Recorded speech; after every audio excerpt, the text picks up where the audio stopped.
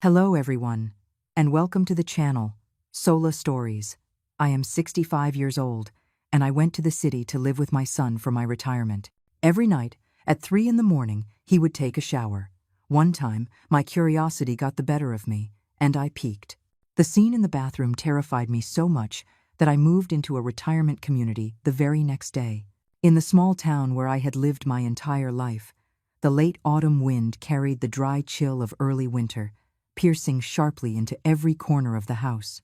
My name is Eleanor, and at 65 years old, I had just officially said goodbye to the chalk dust of the high school lecture hall where I had taught for decades. This old craftsman-style house had witnessed almost my entire life, from an enthusiastic young teacher to a widow, and now to this old woman whose hair was streaked with the frost of time. On the mantelpiece, a photograph of my late husband still stood, solemn and imposing. Thinking of him stirred a complex feeling in my heart, a mixture of sorrow and a sense of a heavy burden lifted. People often say to speak no ill of the dead, but the invisible scars left on my soul by his beatings and harsh rebukes could never fade. He was a tyrannical, violent man who always treated our son and me as his private property. The day he found out he had terminal cancer was the same day our son, Julian, received his acceptance letter to a great state university. I suppressed all my grievances and resentment to care for him until he closed his eyes for the last time, not out of love, but out of duty, and to allow Julian to focus on his studies. The day my husband died, I didn't shed a single tear. I only felt the weight on my shoulders suddenly lighten. From that day on, my son and I had only each other. I poured all my love and energy into raising him, taking on odd jobs in addition to teaching to support his education. From a young age, Julian was bright and decisive, but also had a quick temper, perhaps a trait inherited from his father. Whenever I saw him frown and shout, an invisible fear would creep into my heart. I tried to use all of a mother's tenderness to correct and guide him, hoping to smooth out the sharp edges of his personality. In the end, Julian did not disappoint me. He graduated with honors and quickly found a good job in a major city, eventually getting promoted to regional manager for a well-known corporation. He married a wife, a gentle and kind girl named Clara. At last, the heavy burden on my shoulders was lifted. I thought that from then on, I would live a comfortable, carefree life, tending to my tomato plants in the morning and taking walks with the other older ladies in town in the evening. But life rarely goes as planned. That day, I was busy in my garden when the phone rang. It was Julian. "Hey, Mom, what are you doing?" His voice on the phone, even in a simple greeting, always carried a subtle sense of pressure. I wiped my dirt-stained hands on my apron and chuckled softly. "I'm just checking on the tomatoes. They're almost ready to be picked." "Is something wrong, son?" "Mom, Clara and I have talked it over. I want you to get your things in order. This weekend, I'm driving down to pick you up and bring you to the city to live with us." I froze. The thought of leaving this place, of leaving the quiet life I knew so well, made my heart sink. "Oh, let's not, son. I'm used to living here. I don't know anyone there. I wouldn't be comfortable, and I'd just be a bother to you and your wife. You two have your jobs, you're so busy." "What bother, Mom?" Julian's tone held a hint of impatience. "It's a son's duty to take care of his mother. Besides, what if something happened to you out there all alone in the country? Who would even know?" "I've already made up my mind, so please don't argue. We've already prepared a room for you." His "I've already made up my mind" way of speaking sent a chill down my spine. It was exactly like my late husband. But I still tried to refuse gently. "Julian, honey, I know you care about me, but I'm really too old to change. I won't have any friends there, no garden. I'll be bored to death." "What do you mean, no friends? You'll come with us. Clara can take you out, take you shopping. Here, I'll let you talk to Clara." There was a moment of silence on the line, and then a clear, gentle voice came on, like a fresh spring flowing through the tense atmosphere. "Mom? It's Clara." "Oh, hello, dear." I softened my tone. "Mom, please come and live with us. The condo is spacious, and it will be so much livelier with you here. Julian is always worried about your health. He can't rest easy with you living all by yourself. You can come here. I'll take care of you. We can chat. It will be so nice, Mom." Clara's voice had a peculiar persuasiveness. Her warmth and kindness made it impossible to refuse. I knew this girl had a good heart, but I could still sense the compliance in her words. The decision had been Julian's, and she could only obey. I sighed, silent for a long moment. My mind was a battlefield. On one side was the freedom and peace I craved after so many storms. On the other was duty, my love for my son, and the fear that if I refused, Julian would fly into a rage. I was terrified of his anger. I had lived in a hell of anger before, and I did not want to face it again. All right then, I finally surrendered. Let me pack for a few days. Oh, wonderful! My husband will be there this weekend to pick you up. Clara's voice was filled with joy. After we hung up, I stood silently in my vegetable garden. Over the next few days, I began to pack. I didn't have much, a few old clothes, a faded photo album, and a couple of my favorite books. As I flipped through the pages of the album, looking at photos of Julian's bright smile as a child, my heart softened again. Maybe I was overthinking things. After all, he was my son, the boy I had raised with my own two hands. He was bringing me to live with him out of a sense of duty because he was worried about me. I should be happy. I packed up my past, half a lifetime of memories, and prepared for a new journey. I said goodbye to my neighbors, the old friends with whom I shared morning and evening chats. Everyone was happy for me, saying how lucky I was that my son was taking me to the city to be cared for in my old age. I just smiled, an incomplete smile. That weekend, Julian pulled up in a gleaming black luxury sedan. Seeing my son dressed in a tailored suit, looking every bit the successful man, a wave of indescribable pride washed over me. He bustled about, helping me with my things, constantly asking if I was comfortable. Clara had come with him, and the warm family atmosphere temporarily swept away my worries. "Mom, look, I bought you a few things." Julian opened the trunk, revealing several boxes of expensive vitamins and supplements. "Oh, you shouldn't have. Spending all this money. I don't need anything." I chided him lovingly. "I don't lack money, Mom, just time to take care of you. I can only work with peace of mind if you're living with us," he said, his tone sincere. The car started, leaving the small town, the old roof, and the familiar garden behind. On the wide highway, skyscrapers gradually rose before us like giants. The noisy, bustling atmosphere of the city left me feeling a little overwhelmed. Julian and Clara's condo was on the 18th floor of a high-end residential building. It was much larger than I had imagined, with gleaming hardwood floors and luxurious furniture that spoke of expense and opulence. Julian led me to a small but well-equipped room with a window overlooking a lush green park. "This is your room. I've had a TV and air conditioning installed for you. If you need anything, just tell Clara. Don't be a stranger." "It's wonderful, son. Thank you both so much." Clara skillfully helped me put my clothes into the closet. This girl was always like that, constantly busy, always with a gentle smile on her face. But I noticed that whenever Julian was near, her smile seemed a bit strained, and a flicker of caution and timidity would cross her eyes. The first dinner was held in a seemingly warm atmosphere. The meal was lavish, filled with all my favorite dishes. "Mom, eat more, you're too thin," Julian said, placing a large piece of fish in my bowl. "I can get it myself, you eat." "Clara, aren't you going to get Mom some more soup? What are you just sitting there for?" He turned to his wife. His voice wasn't loud, but it was filled with authority. Clara flinched and quickly ladled some soup for me. I saw her hand tremble slightly. I pretended not to notice and smiled at her. "Thank you, dear. The soup is delicious." Throughout the meal, it was mostly Julian who did the talking. He talked about work, about big projects, about the pressures of competition. He spoke of his achievements without any modesty, full of self-satisfaction. Clara and I just sat and listened, nodding occasionally. I suddenly realized my son was no longer the little boy who needed my protection. He had become a man of the world, a man with power, and he had brought that power home with him. That night, lying in the unfamiliar, soft bed, I tossed and turned, unable to sleep. The sounds of the city drifted in through the window, the distant blare of car horns, the faint murmur of people talking. Everything was new, and everything made me uneasy. I tried to soothe myself. "Everything will be fine. I just need time to adjust. During the first few days in my son's luxurious condo, I thought my worries had been for nothing.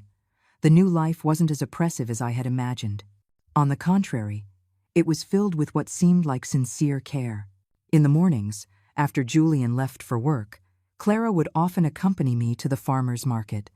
She wouldn't let me carry a thing, always asking, "Mom, what do you feel like eating? I'll make it for you." She listened patiently to my scattered stories about my teaching career and my old students. Occasionally, she would take me to a large shopping mall and buy me a few new outfits, despite my repeated refusals. "Mom, that looks so elegant on you," she would praise, her smile gentle, her eyes clear. "Julian would be so happy to see you in it." Julian also played the part of a devoted son. Every evening when he returned from work, no matter how tired he was, he would first stop by my room to greet me. "Mom, how are you feeling today? Do you need me to buy you more supplements?" He bought me an electronic blood pressure monitor, instructing me carefully. "Mom, you need to measure it twice a day, once in the morning and once at night. Have Clara write it down in this notebook so I can check it." But this piece, it turned out, was just a thin veneer. It happened on a night at the end of the month, about 2 weeks after I had moved in. By then, the city had fallen asleep, with only the dim glow of streetlights filtering through the window frame. I was a light sleeper anyway, often tossing and turning until the middle of the night.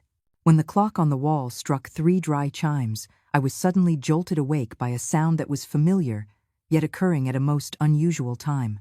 A rush of water. It was the sound of a shower, coming from the main bathroom, the one right next to my bedroom. The fierce, rushing water broke the profound silence of the night. Who would be taking a shower at 3 in the morning? I strained my ears, but there were no other sounds, only that rhythmic, lonely rush of water. Could Julian or Clara be sick and need to sponge off? A sliver of worry entered my heart. I wanted to open my door to check, but I was afraid of disturbing them. The sound of the water lasted for about 15 minutes, then stopped abruptly. The condo fell silent again. I couldn't get back to sleep that night. The next morning at breakfast, I tried to act as natural as possible. "Julian," I said, looking at my son, "were you not feeling well last night?" Around 3 in the morning, I heard someone taking a shower. Julian was reading the paper, his eyes never leaving the print. "Oh, it's nothing, Mom," he replied nonchalantly. "This new project has been really stressful. I've been feeling antsy and restless. I just got up to take a quick shower to cool off so I could get back to sleep." His explanation sounded reasonable, but just then, I saw Clara, who was bringing a bowl of oatmeal from the kitchen, freeze for a split second. The chopsticks in her hand almost slipped. She quickly regained her composure, placed the oatmeal on the table, and smiled, explaining for her husband. "Yes, Mom. He's been working so hard lately. He's been tossing and turning all night. Please don't worry." My daughter-in-law's fleeting moment of panic did not escape my notice. As a teacher with decades of experience, I was always sensitive to unusual expressions. Something was not right. But I didn't press the matter, just quietly finished my breakfast. I had thought it was a one-time thing, but I was wrong. 2 nights later, again at precisely 3 in the morning, the sound returned. It was the same sound of a faucet being wrenched open, followed by the rushing, rhythmic flow of water. This time, I felt an inexplicable chill. Taking a shower in the middle of the night due to stress was believable once, but for it to be repeated at the exact same time was no longer a coincidence. The following nights were spent waiting for that sound. As 3 in the morning approached, my heart would pound. Sometimes the water would turn on, and other times it would be terrifyingly silent. This unpredictable anomaly became a form of mental torture for me. My sleep became fragmented, and I was always in a state of half-slumber, my ears pricked for any sound. I began to pay closer attention to my son and daughter-in-law.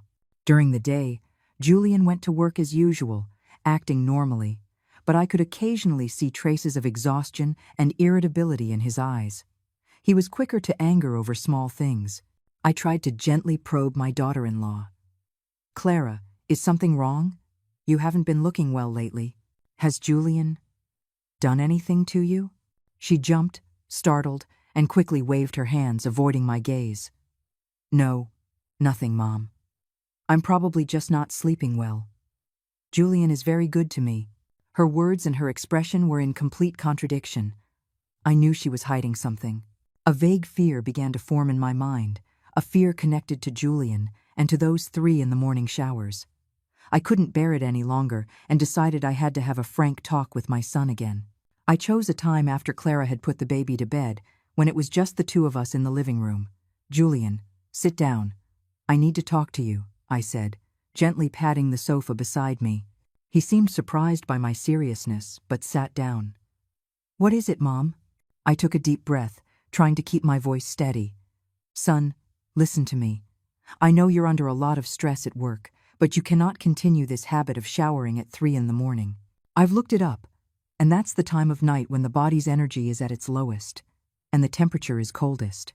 Showering at that time is very dangerous. At best, you could catch a cold, but you could also have a stroke, or even suffer sudden cardiac death. You are young, with a bright future ahead of you.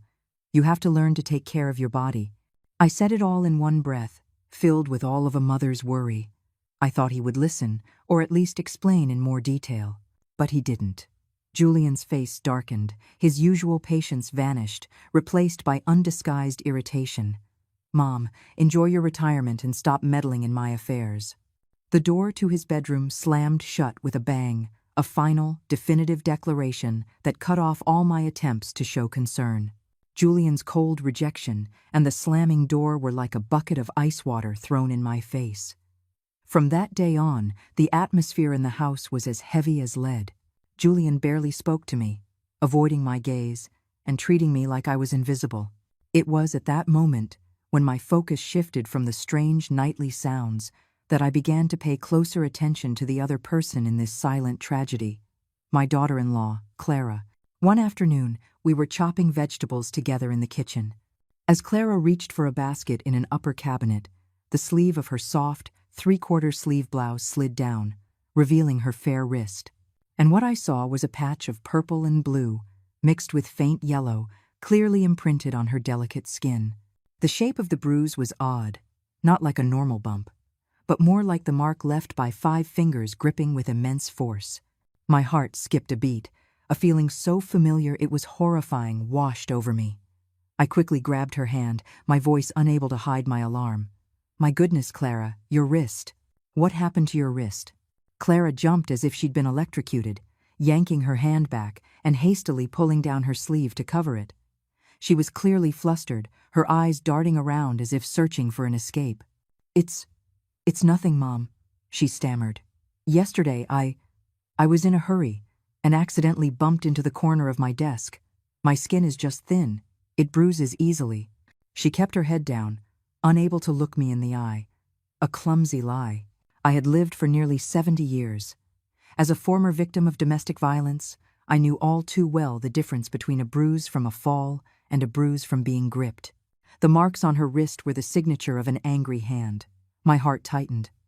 The shadow of my abusive husband suddenly reappeared before me. During his fits of rage, he would grab my arm and drag me, leaving the exact same marks. And just like Clara now, I used to lie to neighbors and friends with absurd excuses like falling down the stairs or bumping into a door. History was repeating itself in the most cruel way, right before my eyes, in my own son's home. I couldn't bring myself to expose her lie. I knew that once a victim chooses to hide, outside questioning only makes them retreat further into their shell of fear. I just said softly, "You need to be more careful next time. A woman must know how to protect herself." Clara just mumbled a quiet okay and then made an excuse to go to the bathroom. I watched her slender, lonely back as she walked away, my heart aching. My suspicions grew with each passing day. I began to see everything through a new filter, a filter of harsh reality. A few days later, I saw another sign. When she woke up in the morning, she kept her head down, avoiding conversation. When I called out to her, I saw that her eyes were red and swollen, clearly from a long night of crying. "Clara, what's wrong with your eyes?" I asked with concern. "Did you not sleep well?" This time, she seemed prepared with another lie. "Oh, I went out on the balcony for some fresh air last night, and a mosquito or some bug must have bitten my eyelid. It was so itchy.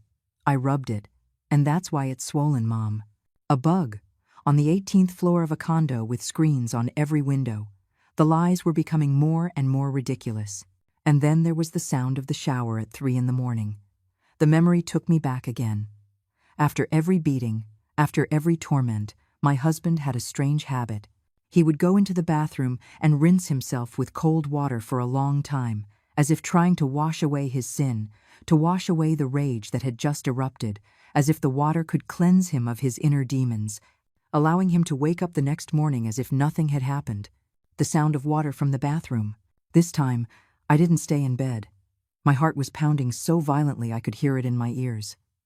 I took a deep breath, trying to calm myself. I gently threw back the covers, my feet landing on the cold floor. Step by step, I made my way towards the bathroom without a sound. A lifetime as a teacher had taught me patience and caution, and I had never needed them more than at this moment. The hallway was pitch black, with only a faint sliver of light seeping from under the bathroom door. As I got closer, I heard more than just the water. I heard a suppressed gasp, a faint whimper, and my son's low, cold, threatening whisper. "Do you dare to talk back to me again?" "Huh?" My feet felt as if they were nailed to the floor. I had reached the bathroom door, and by some cruel twist of fate, it wasn't fully closed. A small crack remained, just wide enough for me to see inside. Trembling, I braced myself against the wall and slowly brought my eye to the crack. The scene inside crashed into my vision. My entire body went rigid. My breathing stopped. Under the harsh, white light of the bathroom, my son, Julian, was standing there. He wasn't undressed, he was still in his pajamas, but he was soaked to the bone. And in front of him, under the rushing stream of cold water from the shower head, was Clara. She too was fully clothed in her pajamas, drenched, her long hair plastered to her pale face. Julian had one hand tangled tightly in her hair, yanking her head back, forcing her to endure the icy torrent. His face, the face of the son I had raised, now wore the same cruel and cold rage I had seen on my husband's face countless times. He didn't shout. He just held his wife firmly, and with his other hand, he slapped her hard across her pale cheek. A sharp crack echoed over the sound of the water. Clara swayed, her body going limp, but her hair was still held tight. She didn't dare to cry out loud. Only a suppressed, desperate whimper escaped her throat. Her slender body shivered violently, from the cold and from fear. I said, "Will you ever talk back to me again?" Julian repeated, his voice squeezed through clenched teeth. My entire world collapsed. All my suspicions, all my vague fears, had now become a raw, terrifying, bloody reality right before my eyes. My first instinct was to burst in, to scream, to pull my son away, to protect Clara. But in that instant, an ice-cold current shot through my spine, locking every muscle in place. The scene before me blurred, overlapping with another memory, a dark memory I had buried for years. I no longer saw Julian and Clara. I saw my husband, his eyes red from drink, grabbing my hair and forcing my head into the rain barrel in the backyard. I heard his curses, felt the searing pain at the roots of my hair, the suffocating sensation of water rushing into my nose and mouth. I felt the absolute powerlessness of struggling in despair. That bone-deep terror, resurrected after more than a decade, was stronger than maternal love, more powerful than reason. It was a conditioned reflex. It roared in my head, "Run. Don't make a sound. Don't provoke him, or you'll be next." My body obeyed that command. My legs didn't rush forward. Instead, they instinctively backed away, turned, and ran. I ran back to my room in one breath, not daring to look back. I threw myself onto the bed and pulled the covers over my head, like a wounded animal seeking a hiding place. I lay there, trembling all over, biting my lip to keep from crying out. The water in the bathroom was still running, rhythmic and cruel, the background music to my family's tragedy, to my own cowardice. Then, the memories came flooding back, unstoppable. The hellish years of living with my abusive husband flashed before my eyes. The unprovoked beatings just because a meal wasn't to his liking or a word was said incorrectly. The long nights I held my own bruised body, crying silently, terrified my son in the next room would hear. The mornings I had to cover the bruises on my face with foundation. Before going to teach, having to lie to my colleagues that I had fallen off my bike. For over a decade, I lived like that, until the day he received his death sentence from the hospital. The day he died from his illness, I didn't cry. I only felt a sense of relief, as if a great weight had been lifted. I thought I was free, but I was wrong. The demon had not died with my husband. It had been resurrected, possessing the very son I cherished most. I had spent a lifetime trying to correct him, to teach him not to follow in his father's footsteps. But in the end, the violent blood still flowed in his veins. I had failed, completely and utterly. Tears began to stream down my face, no longer held back. I wasn't just crying for Clara. I was crying for my own tragic life, for a mother's powerlessness, for this cruel reality. I had escaped one cage, only to have indirectly pushed another woman into an identical one, a cage controlled by my own son. After a long time, the water stopped. The house fell silent again, but this silence was more terrifying than the noise. It was thick with guilt and unspoken pain. I knew that in the next room, my son was probably sleeping soundly after his cleansing, while my daughter-in-law was lying there, alone, licking her physical and spiritual wounds. I lay there, my tears dried, the fear passed, the pain settled, leaving only a bone-chilling clarity. I couldn't stay here. I couldn't change my son, and I didn't have the courage to confront him, to save Clara. I had fought that demon once in my life, and it had drained all my strength. I couldn't fight it again. Staying here, I would slowly wither away in guilt and fear. My only choice, the only way out for the rest of my life, was not this luxurious condo, but another place, a place where I could find peace, even if it was a lonely peace. The next day I had to leave, quietly and decisively. The night of terror gave way to an unusually clear and peaceful morning. Sunlight streamed through the window, warm and pure, a stark contrast to the festering darkness in my soul. I hadn't slept a wink, but my mind was exceptionally clear. The tears had run dry, and last night's extreme fear and pain seemed to have been distilled into a cold, firm resolve. I got out of bed, went to the bathroom, and looked at myself in the mirror. Before me was a 65-year-old woman, her hair white, her eyes sunken, her wrinkles etched with sorrow. But in those eyes, there was no longer submission or fear. It was the look of a person who had reached the depths of despair and found the only path to survival. I calmly prepared my last breakfast here. The dining table was set as usual, but the atmosphere was suffocatingly tense. I ate quietly, slowly, and deliberately. Then, I began to speak to my two children. "Julian, Clara," I began, my voice not trembling in the slightest. "I have something to say." Julian looked somewhat impatient. "What is it, Mom? Go ahead." I looked directly into my son's eyes, then turned to my daughter-in-law, who was staring at her plate, and said each word clearly. "I thought about it all night last night, and I've decided. I'm going to move into a retirement community." They were both stunned. Julian was the first to react, his calm facade shattering. He practically shouted, "You what? A retirement community? Why? Your son is right here. You want for nothing in this big house, and you want to move there? Do you want people to talk behind my back? I don't approve." His objection, I knew, stemmed not from love, but from pride and selfishness. He was afraid of public opinion, afraid of tarnishing his image as a successful, devoted son. Clara also looked up sharply, her wide eyes filled with panic and a hint of desperate pleading. She stammered, Mom, did we do something wrong to make you unhappy? Please don't go, Mom. Stay here with us. It's not your fault. This place is wonderful. But I've realized that city life just isn't for me. I want you two to have your privacy. Newlyweds need their own life, and it's inconvenient for me to be here. I paused, then continued, painting a false, bright picture. Besides, I've looked into it. The retirement communities these days are very nice, like little resorts. There are lots of friends, my own age, book clubs, chess clubs, and gardens I can tend to. I think I'll be happier with that kind of life. It's more suitable for an old woman like me. Julian continued to object vehemently, but his arguments only circled around losing face and being seen as irresponsible. I just listened in silence, letting him vent his anger. When he finished, I looked at him, my tone resolute. I have made up my mind. This is my life, and I want to spend my final years in my own way. There's no need to say any more. The unwavering determination in my eyes seemed to catch Julian by surprise. He was used to giving orders, to imposing his will. But today, he had hit a solid wall. He looked at me, then at Clara, and finally fell into a sullen silence. Clara began to cry, tears streaking her foundation. "Mom," I reached out and gently took her cold hand. "Hush now, child. Don't cry. You can come visit me on the weekends.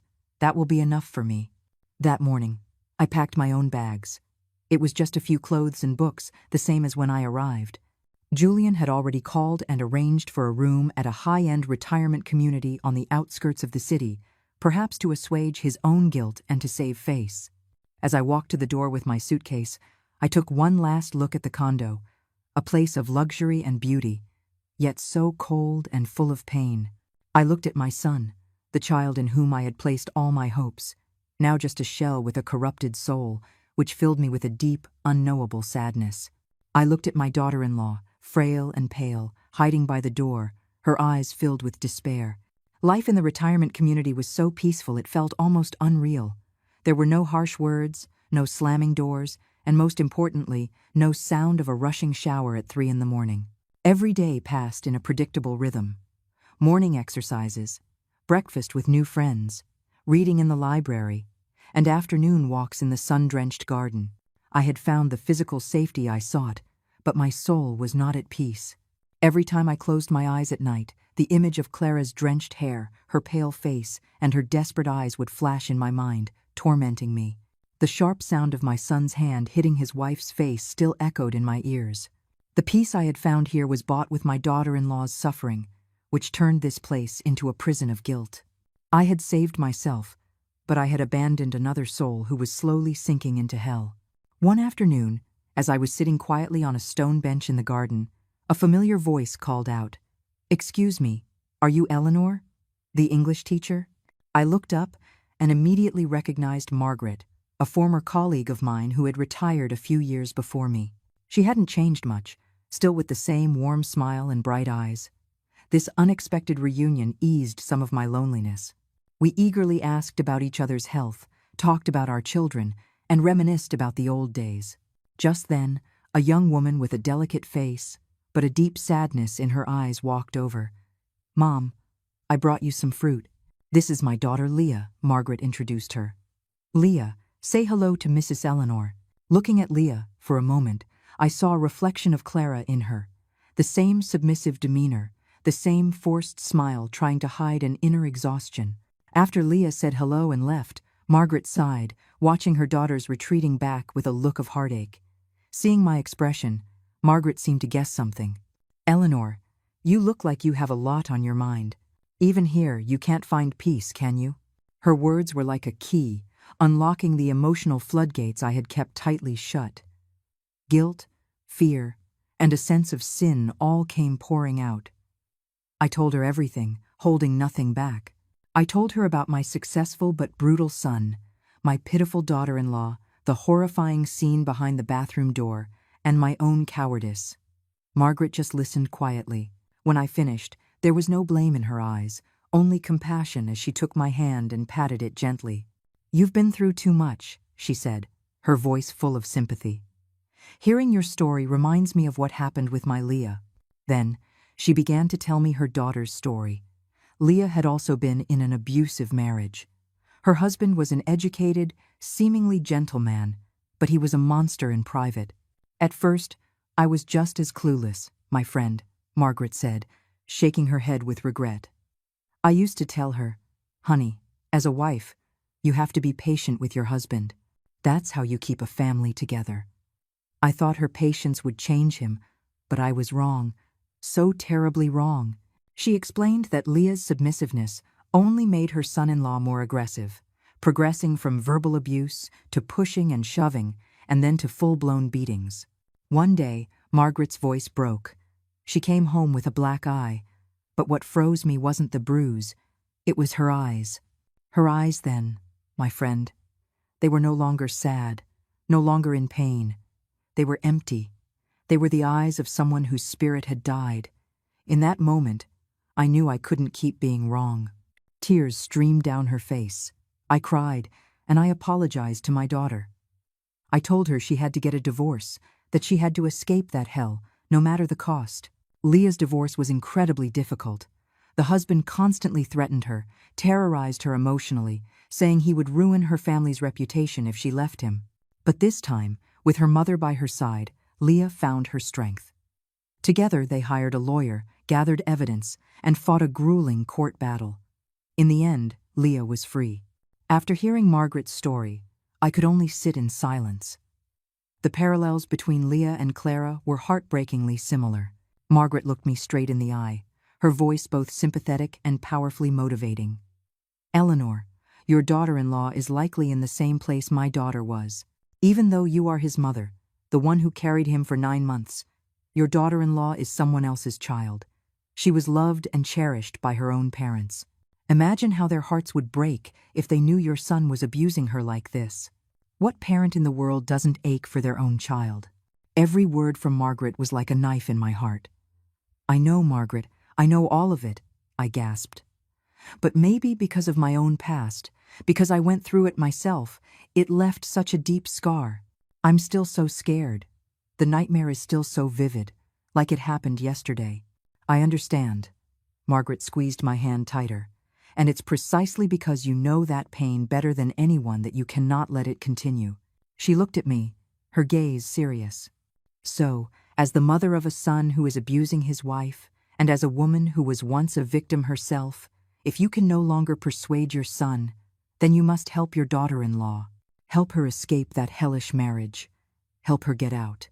Margaret's words echoed in my mind. I had run away to find my own peace, but true peace isn't the safety of hiding in a shell. It's the peace of the soul, and my soul would never be at peace if I knew I had abandoned someone who needed help. I was wrong. I thought I was powerless. I couldn't confront my son head-on, but I could be Clara's ally, a silent source of support. I didn't have the strength to fight, but I could put the weapon in her hand and show her the way. A new decision, one far more powerful than the decision to leave, formed in my heart. I looked at Margaret and nodded resolutely. "Thank you. I know what I have to do." After talking with Margaret, it was as if I had woken from a dream. For the next few days, I planned my strategy, considering the advice a lawyer had given me. My heart was no longer heavy with cowardice, but filled with a calm determination, waiting for the right moment. And that moment came sooner than I expected. A week after I moved into the retirement community, Clara came to visit me. She carried a large basket of expensive fruit, her face still wearing that gentle yet strained smile. "Mom?" she said, her voice tinged with apology. "I'm so sorry, things have been so busy at home. This is the first chance I've had to come see you." I looked at my daughter-in-law. She tried to hide her fatigue with makeup, but the exhaustion in her eyes was unmistakable. As she got closer, in the daylight, I could clearly see a faint, yellowish-blue bruise near her hairline. My heart clenched. My son had done it again. I led her to the stone bench in the garden where I had spoken with Margaret. I let her talk about trivial things at home, listening patiently, but I knew I couldn't wait any longer. When her conversation trailed off, I took a deep breath, looked her directly in the eye, and said, my voice not harsh, but filled with infinite sadness, "Clara, the bruise on your forehead. Did you bump into something again?" Clara flinched, instinctively reaching up to touch her forehead. The panic on her face was palpable. No, I didn't let her invent another lie. I took her cold, thin hands in mine. "Don't lie to me anymore, Clara. I know everything." Clara's eyes widened in shock and disbelief. "Mom, what are you saying? What do you know?" "The night I decided to leave," I said slowly, each word a hammer blow. "I saw. In the bathroom. I saw everything." Clara's face went white as a sheet. She began to tremble, but then, like a deep-seated conditioned reflex, she rushed to deny it. "No, that's not it, Mom. You must have seen wrong. You must have. Julian, he just has a short temper. He gets like that when he's stressed from work. But he loves me and the baby. Don't think so badly of him. He's miserable too, Mom. She cried as she spoke, her words defending her abuser sounding so pitiful. Looking at her, I saw myself 30 years ago. I didn't interrupt, just let her finish. When her faint defense trailed off, I pulled her close and wrapped my arms around her thin shoulders. Stop lying to me, and stop lying to yourself, my child. My voice broke. The things you just said. I said them myself for almost 20 years. I also used to say the bruises on my body were from my own carelessness. But you and I, we both know that's not the truth, don't we? It was this empathy, coming from a fellow victim, that completely shattered Clara's last line of defense. She couldn't hold it together anymore. She buried her head in my shoulder and began to sob, not the suppressed whimpers of before, but a raw, gut-wrenching cry, releasing years of pent-up pain, humiliation, and resentment. I just held her quietly, letting her cry it all out. When her sobs finally subsided into sniffles, she began to talk. And the truth she revealed was even more horrifying than I had imagined. He hits me often, Mom, she said, her voice a thin whisper, for no reason. Sometimes just because the soup is a little too salty, sometimes just because he lost a contract at work. He takes all his frustration out on me. She choked back a sob. He humiliates me, calls me a freeloader, a waste of space. He even called me a barren hen, saying our family had the worst luck to have married me. Clara looked up at me with tear-filled eyes, full of regret. You know, Mom, before I married Julian, I was a respected teacher at a prestigious private school. I loved my job. But back then, he said something to me, and I believed him. What did he say? He said, "Quit your job. I'll take care of you. Why should a woman work so hard? Just stay home and be a good wife and mother." I believed his promise.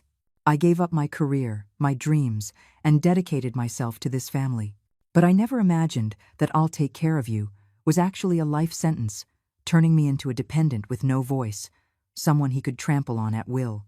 She had tried many times to go back to work, to regain her independence. But every time she brought it up, Julian would fly into a rage, hit her, lock her in the house, and smash her phone.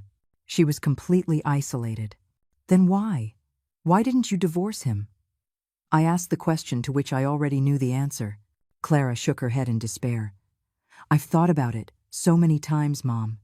But he won't allow it. He threatened me. He said if I dared to bring it up, he would make life hell for me and my family. He said that since I haven't worked in years and have no income, I have nothing. If we divorced, I would leave with nothing, and the court would never side with me. He said I would live a miserable life and would never get back on my feet. Hearing this, I squeezed her hand tightly. My son's cruelty and cunning had far surpassed his father's. He was not only a physical abuser, but a psychological one, using every means to bind, control, and gradually destroy his wife's life. I waited for Clara to finish crying and helped her dry her tears. I looked her straight in the eye, my voice no longer that of a mother-in-law, but an ally. Don't be afraid, child. I am here. I will not leave you alone in that hell. You are not alone, I continued, my tone incredibly firm, and you will not leave with nothing. Clara looked at me, her eyes still clouded with doubt and fear. It was then that I revealed my plan. I've already spoken to a lawyer. These few words were like a shot of adrenaline, causing a flicker of light to appear in Clara's empty eyes. For the first time in a long time, I saw a glimmer of hope. We will fight this together, I said, quietly and smartly. My son turned you into a victim. Now, we will use that to build the case against him. Seeing my daughter-in-law break down in my arms, her thin body trembling with suppressed sobs, I truly understood my own weakness. I had thought of myself as a victim, with the right to run away and seek peace. But I was wrong. When I witnessed the same tragedy destroying another life, my silence was complicity. My departure was not liberation, but a cruel abandonment. I am so sorry, Clara, I whispered, my voice hoarse with emotion. I should have noticed sooner. I should have been stronger. Not just for myself, but for you. Clara shook her head but said nothing, just clung to my sleeve like a child who had found her only lifeline. I knew apologies were meaningless now. What this child needed was not sympathy, but a way out, a concrete plan. I waited for her to calm down, and then, word by word, with a resolve I had never felt before, I said, "Child, listen to me. This battle won't be easy, but you are not alone. From this moment on, I will be on your side, and I will see you through to the end. We are going to make him pay for everything he's done." It was the first time I had referred to my son so coldly as him. In my heart, Julian was no longer my beloved son, but a criminal who needed to be brought to justice. "But I'm so scared, Mom," Clara whispered. "He'll never let me go." "That's because before, you were alone," I said with certainty. "Now you have me, and more importantly, we have the law." I went to see Mr. Liu. At the mention of Mr. Liu's name, Clara's eyes widened in surprise. Mr. Liu is an old classmate of mine, a very righteous man, and the best divorce attorney in this city. He gave me a plan. Now, we are going to go over it together. You must remain completely calm and do exactly as I say, do you understand? And so, in a quiet corner of the retirement community's garden, two women, one old and one young, both victims of domestic violence, plotted their counterattack. According to Mr. Liu, the most important thing right now is to gather evidence, I explained. Your words in court can be denied, but evidence cannot. Do you understand? Evidence. First, from now on, whenever he verbally abuses or threatens you, find a way to secretly record it on your phone. Just keep your phone in your pocket with the recording app already running. Second, every time he lays a hand on you, even if it's just a slap or a small bruise, you must immediately go to the bathroom, lock the door, and take a picture of the injury. Send those pictures to a secret email address that only you and I know. Third, start keeping a diary. Document every single abusive word and action, every single day. And finally, and this is very important, you must try to find and photograph all documents related to his finances and income employment contracts, bank statements, property deeds, anything you can find. This is to counter his threat of leaving you with nothing. Clara's face turned pale. "What if he finds out?" "I know this is dangerous," Mom said, "but freedom is never free. You have to be brave, just this one time." My words seemed to strike a chord deep inside her. She nodded, her expression shifting from fear to determination. "There's one last step," I said. "After we have enough evidence, you must be the one to formally ask for a divorce." Clara trembled. "He'll kill me. He'll go insane." "I know. But that is when he is most likely to reveal his true, monstrous nature. You don't have to confront him. You just have to say the words, and then do whatever it takes to get out of that house immediately. Run to a friend's place, or take a cab straight here to me. Mr. Liu and I will handle the rest.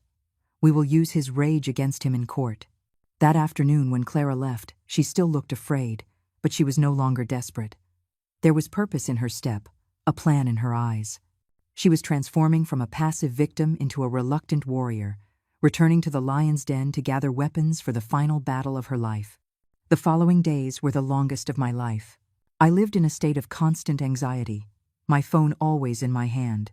Every email from Clara's secret account made my heart clench. A photo of a bruised arm, an audio file of Julian screaming the most vile insults at his wife, a short diary entry. "He hit me again today, because I accidentally broke a bowl." Each piece of evidence was a knife in my heart, but it was also a brick paving the road to my daughter-in-law's freedom. I forwarded everything to Mr. Liu. He said we already had more than enough to win the case. We just needed one last thing, for Clara to officially ask for a divorce, to light the final fuse. After nearly 2 weeks of evidence gathering, the day finally came. In the morning, I received a text message from Clara. "Mom, I'm going to tell him tonight." That day, I couldn't sit still. I prayed for her safety. By evening, my heart felt like it was going to beat out of my chest. I stared at my phone, waiting. Around 10 o'clock at night, my phone rang. It was Clara's number. I snatched it up. "Hello? Clara? How are you?" "Mom," the voice on the other end was trembling and frantic. I told him." "What did he do? Did he do anything to you?" He. Clara's words were cut off by a scream, followed by Julian's furious roar. Who do you think you're calling? Give me the phone." Then came the sound of something smashing, and the line went dead. "Clara? Clara?" I yelled desperately into the phone, but was met with only a cold, dead tone. My hands and feet went numb. Cold sweat dripped down my back. I knew something had happened. I redialed again and again, dozens of times, but no one answered. I imagined the horrifying scene unfolding in that condo, the scene I had witnessed once before. My son, the monster in human skin, was torturing his wife. About half an hour later, my phone rang again. This time, it was from Julian's number. I answered with a trembling hand. "Hello? Mom?" The voice on the other end was ice cold, filled with rage and menace. "What have you been telling her? Who gave you the right to incite my wife to cause trouble? Are you trying to tear my family apart? Julian, what are you doing? You can't hurt Clara." He let out a cold laugh. "Hurt her? I'm just teaching my wife a lesson. I've given her a lesson she'll never forget. Let's see if she ever dares to mention divorce again." Then his voice turned cruel. "And you listen to me. From this day on, I won't let her take a single step out of this house, and she will never see you again. You just stay put in that retirement home." With that, he hung up. I was stunned. The plan had failed at the most critical step. Not only had Clara not escaped, but she had been brutally beaten and was now being held captive. All contact was cut off. She was in mortal danger. I was truly panicked. I immediately dialed Mr. Liu's number. Mr. Liu, something's happened." My voice was shaking. "My son," he found out. "He hit the girl, and he's locked her in the room. We have to do something. We have to get her out, now." The fight for Clara's freedom had entered its most difficult and dangerous phase. This was no longer a legal battle on paper, but a real-life rescue mission.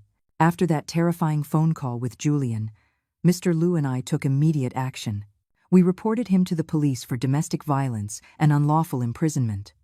With official intervention, my son was forced to open the door, and they rescued a terrified Clara, her body covered in fresh bruises. She was taken to the hospital to have her injuries documented, and Mr. Liu arranged for her to stay in a safe, temporary location. The plan was exposed. The war had moved from the shadows into the open. I knew it was only a matter of time before Julian came looking for me. Sure enough, 2 days later, he appeared at the retirement community. He had lost his usual calm and composed demeanor. Though still dressed in an expensive suit, his face was haggard, and his eyes were bloodshot from rage and lack of sleep. He looked like a cornered animal. He stormed up to me as I was reading in the garden, not even bothering with a greeting, his voice dripping with accusation. "Mom, what are you doing? You're this old, and you still want to stir up trouble? My family's happiness, my happiness, how could you bear to destroy it with your own hands?" I calmly closed my book and set it aside. The fear inside me was gone, replaced by a cold disappointment. "Happiness?" I looked him straight in the eye. "You call the hell you created for Clara happiness? You call your fists and your insults happiness? Don't you dare use that word. You don't deserve it. That's my private family business," he roared, causing a few people nearby to turn and stare. I was teaching my wife a lesson. You have to keep a woman in her place, or she'll get out of control and walk all over you. You're a woman. You should have understood and taught your daughter-in-law her place. Instead, you incited her to make trouble. Hearing those words, I knew my son was beyond saving. His father's toxic, misogynistic ideology had seeped deep into his bones, becoming even more twisted and cunning. "You're wrong, Julian," my tone was firm. "Violence isn't discipline. It's a crime. Controlling and trampling on someone isn't how you maintain happiness. It's a sign of weakness and sickness. I have been silent for too long. If you can feel any remorse now, if you can recognize your mistakes and go ask for Clara's forgiveness, maybe things can still be saved. Change before it's too late." I gave him one last chance, a faint hope that some humanity remained in him. But he scoffed at it. He let out a bitter laugh. "Change? What mistakes have I made that I need to change? I'm successful. I make money. I gave her a life of luxury. All she had to do was stay home, have children, and obey. It was you, helping her behind my back, who gave her these delusions. You ruined everything. Our argument grew louder. I no longer held back. The one who ruined everything is you. It was your brutality that killed Clara's love. It was your selfishness that pushed this family to the brink of a cliff. Fine. Just fine, he seethed, his eyes wide with fury. Since you've chosen to side with an outsider against your own son, then you listen to me. He pointed a finger at my face, his voice sharp as a knife. If you continue to help her, if you agree to this divorce, then from this day forward, the bond between us as mother and son is severed. From now on, I will consider myself as not having a mother. My heart ached as if it were being squeezed in a vice, but I didn't back down. I had already lost my son the night I saw him torturing his wife. The person standing before me now was just a stranger wearing my son's face. Fine, I said, my voice terrifyingly calm. If that is what you wish, and don't think a divorce will be that easy, he spat. I will never agree to it. I'll hire the best lawyers. I'll prove to the court that she's mentally ill, incompetent. She won't get a single penny, and she can forget about ever getting custody of any child. With that, he turned and stormed off, leaving me alone in the curious and sympathetic gazes of the people around me. I knew the real war had just begun. The legal battle unfolded exactly as Julian had threatened. He spared no expense, hiring a team of shrewd, aggressive lawyers who specialized in twisting the truth. Every piece of evidence we presented, they countered. The audio recordings, they claimed, were edited or were just normal arguments between a married couple. The photos of the bruises, they argued, could have been self-inflicted by Clara to frame her husband. The medical report documenting her injuries, they said, was the result of a fall. They even submitted a falsified medical record signed by some unscrupulous doctor, attesting that Clara suffered from a psychological disorder with a history of self-harm and persecutory delusions, causing her to fantasize about being abused. Everything slowly ground to a stalemate. Clara, after the trauma of being held captive and her husband's shameless tactics in court, was on the verge of a breakdown. She began to doubt herself, terrified she would actually lose the case, and just as her husband had threatened, lose her child and be left with nothing. The flame of hope we had just kindled was slowly being extinguished. I was frantic with worry, but could only comfort her and trust in Mr. Liu. Just as the case was about to be dismissed for lack of evidence, a miracle happened. One afternoon, as I was sitting lost in thought in my room, the phone suddenly rang. It was Clara, but her voice was no longer weary or desperate. It was clear, urgent, and punctuated with joyful sobs. "Mom! Mom! I have good news! Mom! We have hope!" "What is it, child? Tell me slowly." "The neighbors, Mom. It was the neighbors," she cried and laughed at the same time. "The residents in the building across from ours, they just installed a new high-resolution security system. They got it for security. But they never expected one of the cameras would be pointed directly at the hallway on our 18th floor. My heart began to pound. What are you saying? The night he locked me in, Clara's voice trembled with excitement. He dragged me out into the hallway and hit me and screamed at me. That scene, the camera recorded the entire thing. Crystal clear. The neighbor just reviewed the footage today and recognized us. I've already called Mr. Priest. Liu. Mom, I was speechless. A current of electricity ran through my entire body. It was divine providence, a piece of undeniable, unforgeable evidence that took place in a public space. Mr. Liu acted immediately. That video was like an atomic bomb dropped on the courtroom. In the footage, Julian's true nature was laid bare for all to see. His grabbing of her hair, the slaps, and the vicious threats he hurled at a defenseless woman. Faced with this irrefutable proof, Julian's legal team could no longer deny the abuse. The civil case was now at risk of becoming a criminal one. To keep their client out of jail, they had no choice but to advise Julian to accept a settlement and agree to all of our terms. Finally, the court's judgment came down. Clara's hellish marriage was officially over.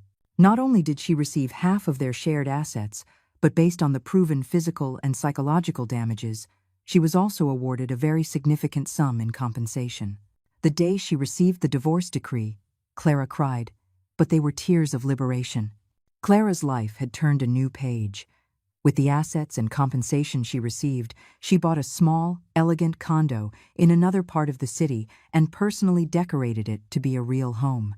It was no longer a cold, gilded cage, but a space filled with sunlight and hope. On the first day she moved into her new home, the first person she came to pick up was me. Seeing my daughter-in-law's radiant smile, her clear eyes free of fear, I felt that all my efforts and worries had been worth it. "Mom, thank you," she said, hugging me tightly. "If it weren't for you, I might never have escaped." "Don't say that," I said, stroking her hair. "It's because you were brave enough. You saved yourself." We sat in her new condo, drinking tea together. Suddenly, Clara looked at me, her cheeks slightly flushed, a little shy, but her eyes sparkling with happiness. "Mom, I have some more good news to tell you." "What good news?" She placed a hand on her stomach, her voice soft. "After the divorce, I kept feeling unwell. I went for a checkup and found out I'm more than 2 months pregnant. I guess it was fate taking pity on us." "Mom," I was stunned, and then overwhelmed with immense joy. The woman who had been called a barren hen for so many years, the moment she escaped that abusive man, a new life began. It was the most precious gift, the sweetest reward for all she had endured. News of Clara's pregnancy somehow reached Julian. He tried every way to get in touch, first with Clara, then with me. He was filled with regret. He begged, "Mom, give me one last chance. I know I was wrong. I was a monster. Please, talk to Clara for me. Let me come back and take care of her and my child. I swear I'll change." Before I hung up and blocked his number, I said only one thing to him. "The night you imprisoned and beat a woman who was carrying your child, your chances ran out. You are not worthy." Clara's answer was the same. The scars on her heart were too deep. She could not forgive, could not trust such a cruel and heartless man ever again. Our lives, as a mother and daughter-in-law, continued peacefully. I often visited Clara's home, where we would cook together, take walks, and shop for the coming baby. One day, she took my hand, her gaze sincere. "Mom, my own mother passed away a long time ago. You gave me a new life. Would you adopt me as your daughter? That way, your future grandchild will have both a grandma and a maternal grandmother." I couldn't help but let the tears fall. I had lost a biological son, but heaven had blessed me with a devoted daughter and a grandchild on the way. Yes, I nodded through my tears. I would love that. I didn't move back in with her. I stayed at the retirement community where I had my friends. But her condo became my second home, a true home, not built with money or pretense, but with love, understanding, and courage. My life had been through a tremendous storm, and now, on the downward slope of my years, I had found true peace. Thank you for watching. I hope today's story has resonated with you. For those who have not yet subscribed, please don't forget to click subscribe so we can accompany you every day. Let's grow together. We'll see you in the next video.